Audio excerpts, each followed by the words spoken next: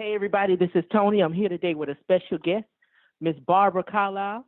How you doing today? I'm fine. It's a beautiful day today. The wind is blowing, and I'm sitting out on the outside, and I'm just enjoying life right now. I know that's right. God is good. Um, of course, everybody knows you for being a comedian. You've been a comedian for over 30 years at this point. Over And 40. people over 40 years, and you was only 25 right now. So, you know, Yeah. You do the math. You do the math. Exactly. And people don't know, of course, but over the years you've been on things like Def Comedy Jam, of course, and Comic View. But I just want to talk about a little bit. How did you get started in doing comedy? Well, actually, I started out wanting to be an actress, and when I was in college at Savannah State, I joined a comedy club down there in not comedy club, I mean acting called Players by the Sea, and so every time we had a comedy show, a play that centered around comedy, I always got the lead role. But when he'd ever do a serious play, I would get a very small part. And it used to frustrate me so much because I was like, why? I mean, I know I can do this part. Why won't he give me a good role when it's a tragedy? But and apparently he knew what he was doing because then they opened up a comedy club down in Savannah on River Street, and I started going there. I used to be the only black thing sitting up in there. It didn't deter me. History was made, I guess you could say. All right. And just to be clear, you're from Georgia, right? Yeah. Can't you tell? Yeah. I just wanted to make sure because, I'm from Miami, but I'm probably one of the country's people down here. Oh, okay. Well, yeah. I'm from deep south. Deep. Okay. And then, basically, how did your, the situation come about with you starting to get on, the shows like Def Jam and Comic View? Okay. With me being down south and being down here, like I say, you started out in the white clubs were called mainstream rooms. Right. And, they would allow you to come up and do open mic nights, and eventually it got around to them letting me maybe host one night or something, or on the nights that I'd show up that I wasn't hosting, and once they get used to you, they started giving you. They might start you off with 5 minutes, and they slowly increase it and whatever. So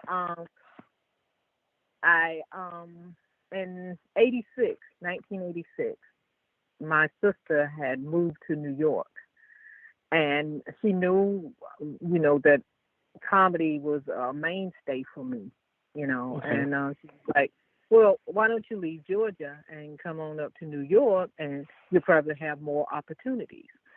So I didn't do it until she got pregnant. And it was twofold for her, and she was like, well, I'm going to have the baby. Can you come up and, kind of help me with the baby? And, maybe you can, I'd get some of the people up here that I know to take you around to some of the comedy clubs. So she was living in Roosevelt, Long Island. And you had people down there, of course, Eddie Murphy was from Roosevelt. And there was a guy named Steve White who was from Roosevelt, and there was other people there, so she had basically asked Steve as a favor to take me around to see, to introduce me to some of the people in comedy. Well, Steve was going to showcase at a place for Eddie Murphy at that time. And he took me along with him, and he did. He went and did some time at some clubs, and he talked to the people, but he never introduced me as a comic. Mhm. And so to them, it was more like I was his. I wouldn't even say girlfriend or flunky or whatever I was that was with him. I was never introduced as a comic. So Right. I began to see for myself that, this is not going to work for me. I'm going to have to do this on my own. So by that time, my sister had started booking comedy. Okay. And Uptown Comics over in Manhattan had just started with the Brown brothers and their mom, and they opened up they had a slew of people coming through, like J.B. Smoove, Rob Stapleton. Talent hadn't been on the rise yet. Mark Overton. Anyway, so I started going, to do shows over that way. And unbeknownst to the people there, they didn't know that I had been doing comedy ever since '79. Okay. And now it's '86, so they're just thinking, I'm just as, I'm just starting out like them. Right. So my sister would have me host the shows, and she had gotten quite a few rooms. Okay. So I was able to go New York, do the like the tri-state circuit, Jersey, Connecticut, that kind of thing, whatever. Okay, then now the first thing I did was Apollo Comedy Hour, right, which was from Showtime at Apollo, because Apollo Comedy Hour incorporated skits. And so I did a thing on that. I was employed as a stand-up comic. I wasn't part of the skits or anything. Okay, and that's when you had people on there like Cool Bubba Ice and some other up and rising comics. Then, of course, again, we didn't have that many black-owned clubs, but there were clubs for us to go do from night to night, have different nights to do comedy. And went from that to doing, having event halls where they would throw big shows. And I was able to run across, some of the other comics who were coming through. As for me doing Comic View, it was a matter of us just going to pretty much audition and become selected to do these things. So I had done Comic View, maybe 4 or 5 times. And then when Def Jam came on, hit the scene, it was already in my mind that, I definitely am going to be on this. Right. So by that time, I had gotten pregnant. And I had gotten an offer to do Def Jam that first year when Martin was hosting. Right. And I turned it down because not only was I pregnant, I was the kind of pregnant where your neck was one different color than your face. And your nose was spread all the way across your face or whatever. And I just didn't like the way I looked. I was like, I'm not going on Def Jam looking like this. So I turned it down. Okay. And the unfortunate thing was the next year that's the year that Bob Sumner started becoming a talent agent. And I guess it was the fact that he and my sister were kind of like in competition with the booking of comics. Okay. She had started doing the Black Comedy Awards. And I would always get the outstanding female comic, and everybody knew, that You're right. I deserved the award, but it was always nepotism. Exactly. But it was undisputable that Exactly. So anyway, it took me, and that was during the time when we used to have to go to the Peppermint Lounge to audition. And every time I go to Peppermint Lounge, I would do very well. And he'd always say, "You're not ready. You're not ready." And I heard "you're not ready" so much that it started affecting me. Whenever he had started working with Tina Graham, and it got to the point that whenever they were in the room, I could not do well at all. It was just that's how much I let them get into me, because I saw that they were putting people on that were far less funny than I was, and nobody could figure it out. Everybody was like, "Why aren't you getting on? Why?" So right. As I said, I started letting it affect me, affect my performances, but only, like I say, if they were around in the room. So I guess it got to the point where it was like, okay, it's been, because I didn't get to perform till the 5th year. Oh, wow. Yeah. Picture that. So that year was the year that they had decided to use different hosts to host the show. My host happened to be Jamie Foxx. Right. At that time, Jamie's star was rising. So, I feel like this. God works in mysterious ways. Yes, he does. Even though it took me 5 years to get to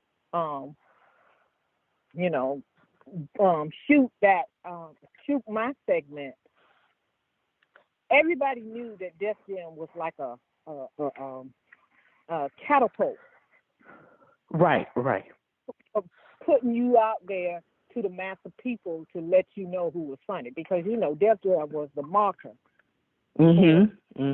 Seeing people for the country, seeing all these wonderful performers, the Bernie Mac and the hamburgers and all the people that you can't see Bernie because he's dead, but all the people right were they were maybe the major people in their towns and in their states, but the mass of people around the world didn't know them. To further, and I think this was intentional as well, to further make me feel like, okay, they messing with me. They were having the tapings all that week. And, the prime time, everybody wanted the prime time spot. Exactly, of course. Yeah, the later spots at night when, everybody got in free, Right. And you wanted the place to be packed. Well, my taping was a Saturday at 1:30 p.m. And there weren't, it wasn't full, but it wasn't empty. Right. They seated it to make it look like there were just as many people that be at, and on a Saturday, how many people gonna really come out at 1:30? Exactly. Our two twins, they're gonna be trying to go out and get their hair done and get their outfit for that night, So anyway, I did what I had to do and did the taping, and I just felt so disappointed because not only that, Def Jam was known for giving you standing ovations. Right. That you brought in there. So just before we started taping, they made the announcement, hey, We don't want. We gotta warn you that if you do the comics, if you see the comics, do not stand up, and block the camera. So the people were under the impression, okay, we can't stand up because they done told us don't stand up and do this, that, whatever. So anyway, did the show, and saving grace was Mark Curry had been sitting up in the big boxes up top, and Stan Latham, all my friends were coming, had come with me. I was walking out kind of dejected because I knew I had done a fire set, but the people didn't stand up and clap. You know what I'm saying? Okay. It wasn't the usual Def Jam crowd when you brought it. So yeah, you wanted them like the roar, the jumping up, the laughing. You wanted everything. So when I walked out, I was headed out, and I felt a hand on my shoulder. I turned around and Stan Latham. And he was like, "Oh, wow, you are very funny, you're this, you're that." And I was like, "Oh, well, thank you." That made me feel better. Then later on, I went back to the room, got changed clothes, came back to see some of the other shows, the other tapings, and I ran into Mark Curry, who was very complimentary of my set. So it ended up when they started doing the tapes, the VHS, and when they started selling those, I ended up being on tape number 5 because, like I say, Jamie Foxx, his star was rising. So sure, that his taping was up in the top numbers of people. So it worked out for me. They took 5 years for me to get on. Then I ended up on tape number 5. Ain't that something? But it's something. Yeah, it is. So from there, it was just like I say, I had no problem getting on Comic View or any of that. But the comedy game has been. It's not about so much about who's talented. It's who they want to push. Right. And right. That's the only thing that like really makes you stop and wonder, about you're always gonna have the people. I wouldn't say that a lot of us comics are jaded. I would say you just want to know, what is the criteria, and it's not just in comedy, but that's the only thing I can be concerned about. I mean, it's in music, it's in sports, it's in, because there's always somebody that can do a whole lot better. Exactly. Who they tell you criminally has the it factor. So yeah, that's true. And excuse me, I'm sorry. That's something a little that I touched on. I was talking to Robin Montague sometime last week, and that's something that I was touching on as well, because shows like Def Jam, and Comic View help change the nature of comedy, and they help change how comics were seen. But if it wasn't for some of those shows, we probably wouldn't have seen the likes of people, like Alonzo Hamburger Jones, or you, or Tracy Morgan, or all the big people now. Yeah.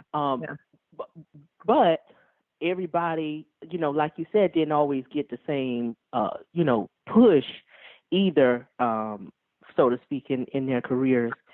But I was definitely thankful that they at least did, come up with something for comics and that can display you to the world, for you to show your talents. Because one thing I always noticed and said was, if you look at any other entertainment or sports, whether it's singing, no matter what it is, they have a large scale audience. They have a platform to stand on. When it comes to comedy, you have comedy, circuits, and you have comedy places to go to, but there's no large scale until you get something like Def Jam or Comic View, or you have people come on at Showtime at the Apollo or something like that. So it definitely did help, to push the people who might have not never got seen, in other ways, but the industry chose or they did what they wanted to do with the people who were still good, but they just didn't want to look at. Yeah. I mean, Def Jam and Comic View did provide an outlook for us, but it also, because many of us had no choice but to jump on the black exploitation or the black comedy explosion, Right, and right. It was hard to get back into the mainstream rooms because they basically, it was like, well, they started using the excuse of, well, you're a Def Jam comic, so my audience doesn't want to see you. My audience, we don't want all the cursing, and we don't. But they had the people that they would allow to curse. Right. There you go. But it was like, oh well, our staff, our clientele don't want to hear all the F bombs and the D words and all that. But the fact of the matter is, comedy is comedy, and the white folks will laugh before the black folks will. Exactly. You know what I'm saying? That's true. Because people laugh because what you have to say is universal.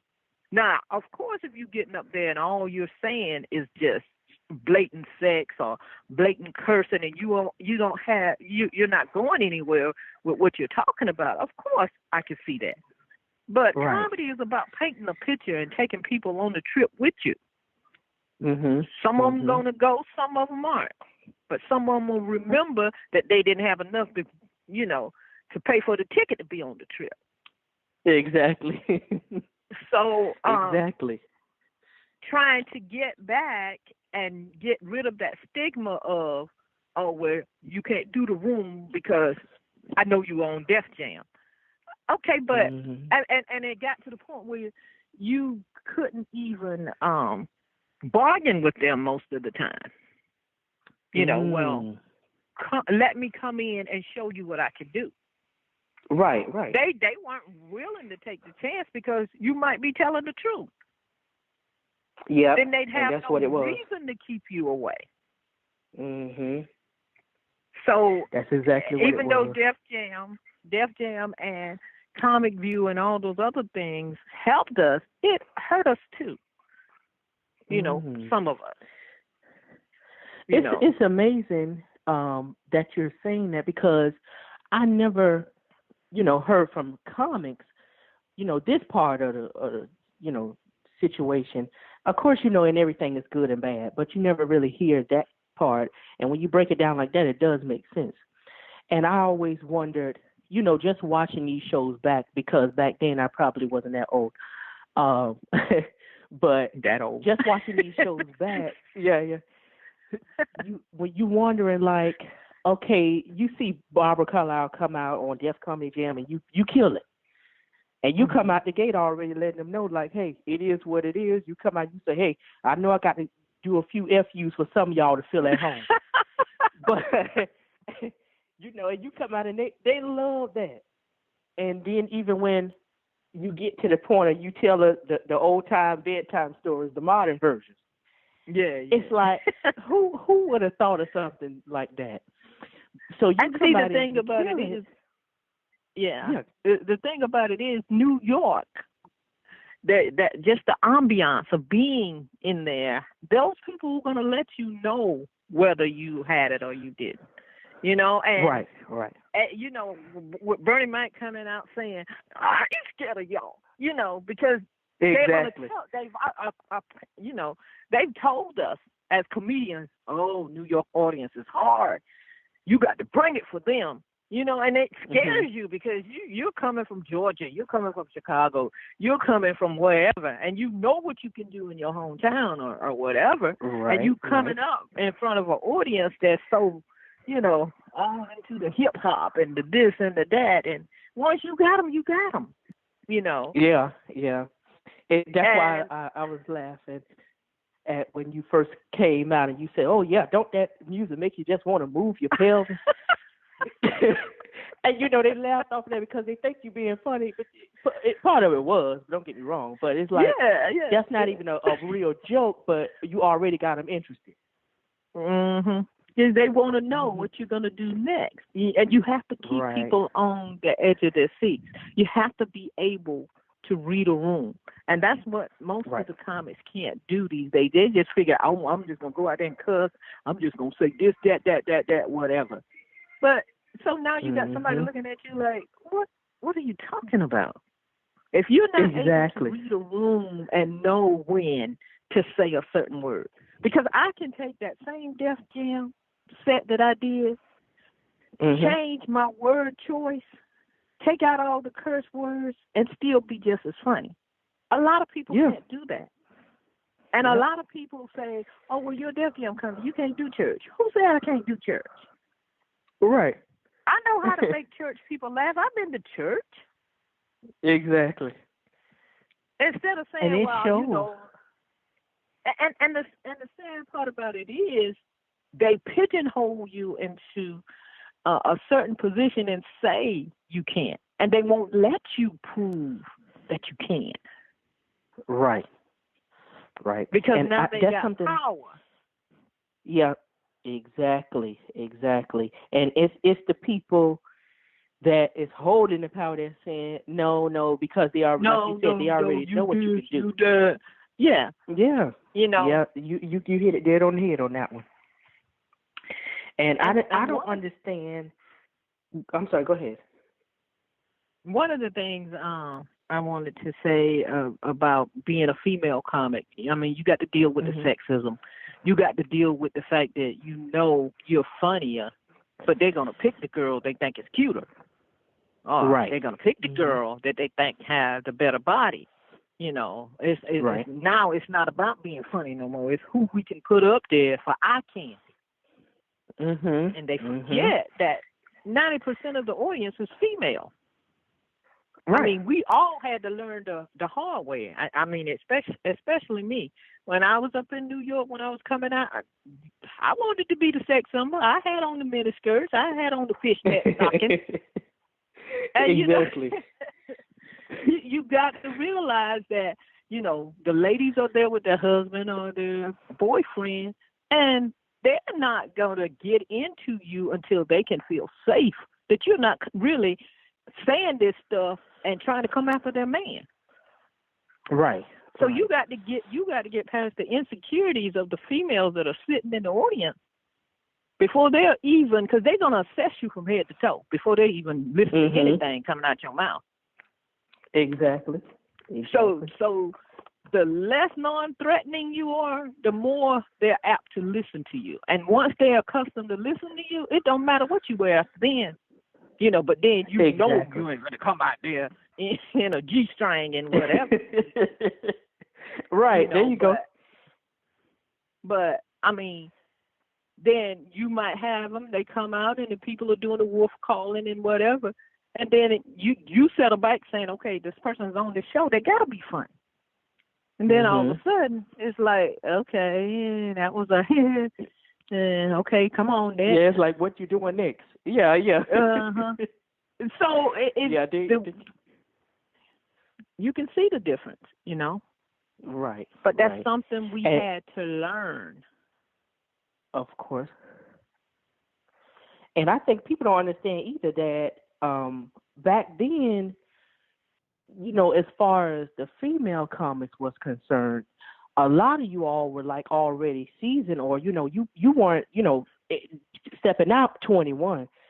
A lot of you all were grown women already, and that's what they didn't understand. So a lot of y'all were already ready. You already knew. You already had what you wanted, and that's why you brought up a point too, something I want to touch on as far as you saying, some of the people, some of the gateholders or whatever you want to call them, saying no, as far as like putting you in things, because I just find that strange. But just like you said, they choose who they want to choose, because if you think about it truly, Bernie Mac is one of the greatest comedians to me. But he was one of the most vulgar comedians, if you be honest. Mm-hmm. Him and if they were able to have him and Simply Marvelous in a movie like House Party, and they didn't even cuss in there, or if they did, it wasn't that much. Mm-hmm. So it showed you the versatility of both of those people, because if you think about it, both of their sets on Def Comedy Jam was some talked about things, and they both, of course, cussed on there. So it's like, why can you do it for this person, but when it comes to this person, it's something different, Well, it was the stigma of who they wanted to push, and right. You had to be palatable to white people who wanted to put you in something else, and it's who played the game with them. Right. They knew. They basically knew who they could manipulate, They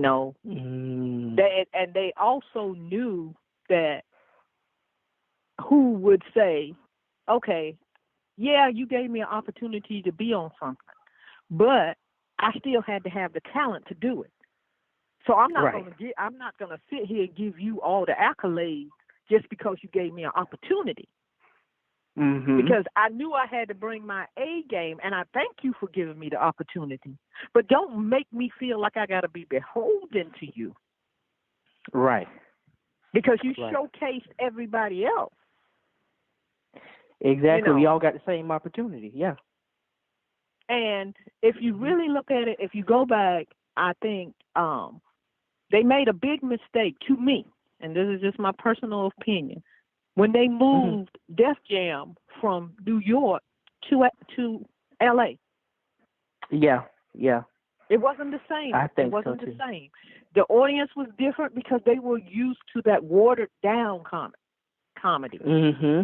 So this man walks into a club and that kind of comedy, where you had to be more politically correct, where the pace was slower.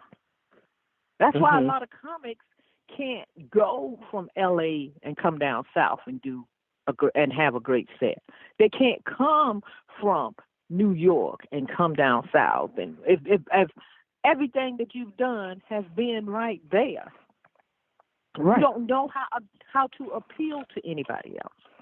And see, people think that because they see you around doing stuff there, they don't know the full gamut of what you've been through. They don't know you've been overseas. Exactly. They don't know you've been in the military. They don't know you did this, you did that. Or they don't know that you did your homework and studied something. That is true. You might can talk about the military, but you can't talk about the military if you ain't been in it. You can talk about general stuff. Right. You can talk about having a baby, but if you ain't had one, you really can't talk about it. Exactly. Everybody knows a woman can have a baby. That's general information. But when you can get into specifics and take people on that trip that you're going, then it becomes real for them. Yeah. It does. And I think that's the problem. That, like you said, some of those people, not only in California, but you just see now some of the younger comics, they don't know the art of being a comic somewhat. And it's not like before when you guys, or when the 90s was out, you told stories in the jokes that you told. Even if it was a sex joke, people still were able to laugh about it because you told something that was true or something that was relatable in the joke. Well, comedy has evolved because now people don't have. Once they invented the microwave, it's like people's mind went to the same thing. Everything became microwavable. Yeah. Love, laughter, happiness, everything. People didn't even know how to be in relationships anymore because now everybody know how to cheat, right? Everybody knows. So nobody's trying to stay in a relationship and be,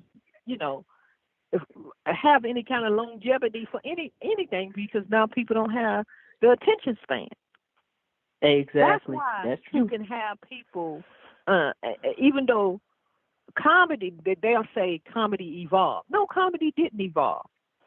People got more complacent, and they accepted little for more. That's true. You got the internet comics, and it's genius what they do, but it's a slap in our face. You go back and look at comedy tapes and look at or remember something you heard, and you go do a 5-minute skit off of it, and all of a sudden you're a genius. And that's what it is. But and back then when you guys were doing it, was like you had to actually sit down, you had to actually come up with a joke, a punchline, how it's gonna be received. I mean, you actually went through a process. And now it's just like, hey, I'm just throwing whatever come to mind out, and however it go, it go.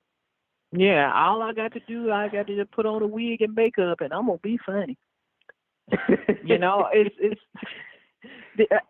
sad that people would rather go see men dressed as women doing comedy than to go see women doing comedy.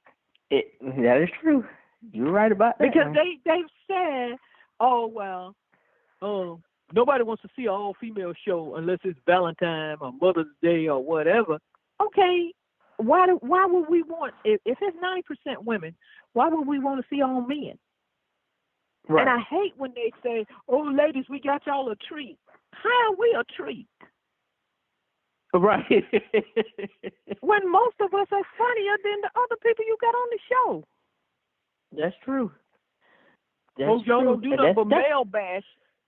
No, we're not male bashing. We talk about what we know. Right. And what people can relate to. And if you got to agree in order to know we bashing. Right. That's true.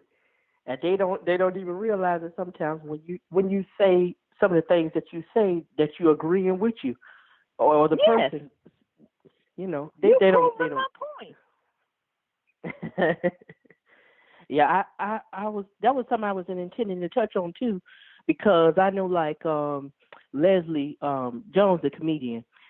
When I did an interview with her a few years ago, she said, I hate for somebody to introduce me as a female comic. Don't introduce me as that. Introduce me as a comic. As a comic. Once I go out there, you'll see I'm female. Hopefully. Right. Hopefully. I know they definitely did, especially on the Comic View when you told them some of y'all dress to impress, and some of y'all just press your dress, and some of y'all look a mess. That you already had took the cake with that. and I love. Look. Now, let me tell you something. Now, let me tell you that not only is there sexism, there's a lot of politics involved in comedy. That tape, that's BET, right? Yeah. Is that BET that you're doing? And I got on the black and white? Yeah, the Comic View. Now, a lot of people don't know that. I wasn't supposed to tape that night. I wasn't supposed to tape until that Wednesday. Okay. Me and Hope Flood went to the show that night. I was going to wear shorts because I had already Hope had found me a lady out in California that was going to do my hair. I had my little suit that I was going to wear and everything. I was going to wear shorts to the taping that night because this was on a Monday. I wasn't supposed to tape on Wednesday. Right. And I at the last minute, I said, you know what, I'm just going to wear a suit. I wore that black and white suit. I just had my hair flattened down, gelled down. Because, like I say, I had made an appointment to get my hair done Wednesday for my taping. Right. I get to the place, we go to the back to speak to the other comics who were taping, and I see my name on the door. I told Hope, I was like, oh, they already got my name up. Not knowing they had it up for me to take. Nobody had called me and told me they changed it. What if I didn't hadn't come in until that Wednesday? Exactly, but it just so happened that you came there with her and seen it. And yes, and it just so happened I wore a suit. Wow. Now this was the time when they were letting you do your comedy, and a panel of 3 people would pick somebody to move on to do another set. Okay. So they had told us to bring another outfit in case we moved on. I had my 2 outfits for Wednesday. So I get there and I said, why y'all got my name on the door already? And it was like, you're supposed to tape tonight. I said, no, I'm supposed to take Wednesday. Now I got my paper in my pocketbook. Right. Because this was my first taping of Comicville. Okay. And I'm showing them the paper. They was like, well, no, we changed you. But nobody told me. My hair is not done this. I'm going down this. I'm giving this whole spiel about why I can't do it. They ain't trying to do it. and they said to me, either you tape tonight or you won't tape at all. I done taken my way out to California. I done came all the way out here. I'm going to take this show. I know so you're I right. Said, okay, what happens if I win? Well, they already know I wasn't going to win. You had to know if you didn't care enough about me to tell me you switched my date. Right. They say, oh, we'll find you something to wear. Where? Where you going to find it at? Y'all ain't got one wrong. The lady said, we'll get one of the smocks from one of the makeup artists to let you wear. The hell I look like going out with a damn smock on. Exactly. In front of all these people to tell jokes. Come on now. So they took my hair and gave me 2 or 3 little bitty boot twirls in the front. When you go, when the show, when you see me, I am not a happy camper. You know what? I am delivering bad jokes, but I am not happy at all. You know what? I believe it because when I was going back and watching, because I watch this stuff on YouTube all the time. You want to laugh. Everything ain't serious. But when I seen it, it looks like you just telling the jokes, and you just like, I ain't with this. I was today. mad. I was mad because I knew I was funnier than everybody on that that set that night. I tell you one thing though. No matter what they did, you still, to me personally, you came out on top because you still killed it. Even all the way down to when you told a joke about the man coming in the house with lipstick on, and you told him, "You come in here like that again." Exactly what I'm gonna do. Snatch your nuts. Like that was gold. So you had already knocked them out the box with those jokes you had told along. They I don't even think nobody was. They did not know. Yeah, they did not know. And the thing about it is, it just goes to show you when there are jokes people remember you for, because for a long time I wasn't even Barbara Carlyle. I was Little Red Riding Hood. Oh wow! Because nobody knew my real name. Oh, that's the little red riding. You gonna eat me like the book say? That's the statue nuts. Yep. Everybody had their favorite joke that they wanted me to do. You know, and when a joke, I've been doing comedy 43 years. I can still do any of those jokes and still get raucous laughter. Yeah, yeah. How many comics can say that? Exactly. And they was original, and like you said, people didn't expect that kind of stuff, especially when you tell it, like I say, the old time stories, and you throwing your own spin on it now, and they listening like, okay, well, let's see what she got to say. And where's she going with know this? These stories. yeah, we know these stories. So let's see what how she finna spin this. And when you jump out and say about the bears and Papa Bear say this porridge is too hot, and the baby bear say this porridge is too cold, and Mama Bear say both of y'all lying. I cook grits. Nobody expecting that kind of stuff. So, of course, they're going to erupt off of that because they're not even expecting that. And like I said, when you see about this naturalness, and you came out with the country, you like, that's exactly what I'm going to do. They weren't expecting that kind of something to come out. And so it killed immediately. And just like you say, those jokes can still be told today, and you can still get the same kind of reaction because people gravitated to that because, like I said, it was original and it was actually funny. And nobody expected you to. Oh, go ahead. Oh no, go ahead. I'm sorry. I was going to say no. No, you were right. But I was going to say nobody expected you to say about Little Red Riding Hood and say you're gonna eat me just like the book say. Mm-hmm. And when you think about it, it's a play on words because the sex, and then him actually eating her as in the story. So it was clever, and it was a play on words, and it was unexpected. So you already was going to hit no matter what. Yeah. And see, the thing about it is what people don't understand about me, I'm very competitive. And when you put me in a spot where you trying to demean, wouldn't be demean would be the wrong, demote me, where you're trying to say, okay, I don't care that you might have the most credits. I don't care that you've been in the business longer. You're not going to headline because, I got all these guys on, and we're going to put you somewhere in the middle. Mm-hmm.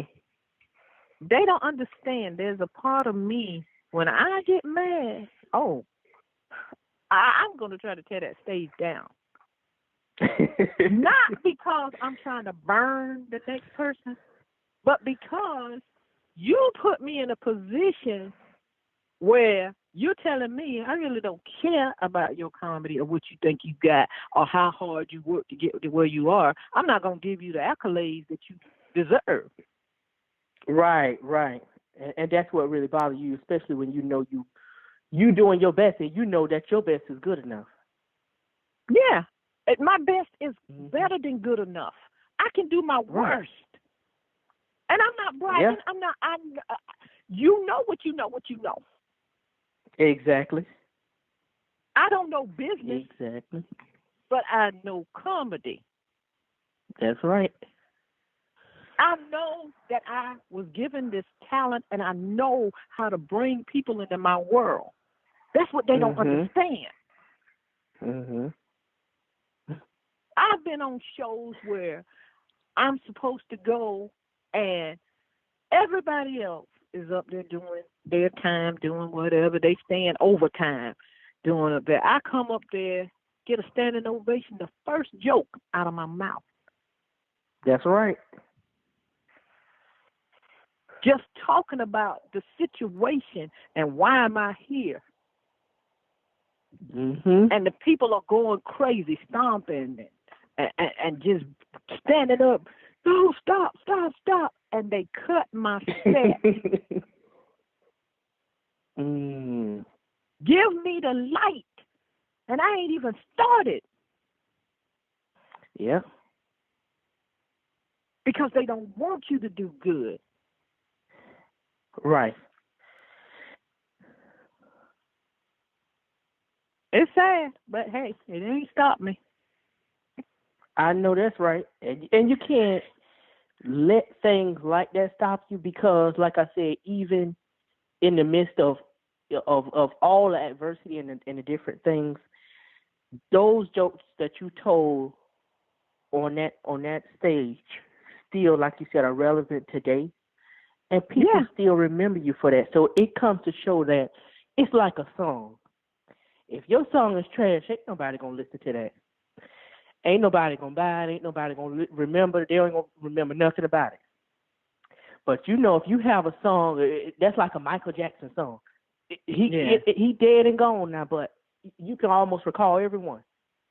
Yeah. Because they was just that good. So it shows that what you put out stood the test of time just because it was just that good.